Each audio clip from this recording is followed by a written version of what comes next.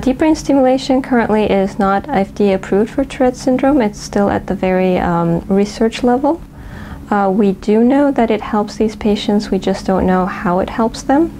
So one of our goals is first to understand where the symptoms of Tourette syndrome in the brain start from, and two, how deep brain stimulation changes the brain function so that it's, improving. We have implanted 4 electrode arrays in these patients, and this was the first time that so many arrays were implanted in humans for Tourette syndrome. And we needed to make sure that we were implanting them in the right spots. So the surgery actually lasted 13 hours in both cases, so we have done this in 2 patients so far. And these patients are awake during the surgery because we really need to have them respond to our command so that we know for sure that we've implanted the electrodes in the correct places. So this is an X-ray after the first surgery with our first patient.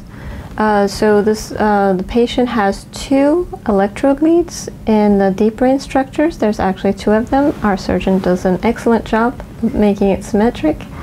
These arrays will have 4 contacts. And then we also have 2 arrays that are sitting on top of her brain, and these are sitting on top of her motor cortex.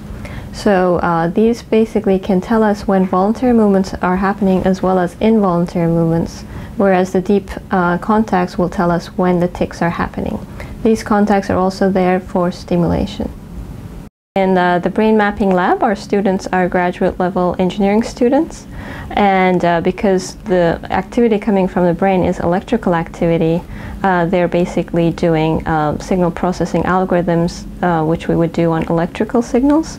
So they try to learn from the brain at different states, for instance when the patients are at a baseline or when they're not ticking, and then we will ask them to let go of their tics. We will do a lot of recordings during ticking.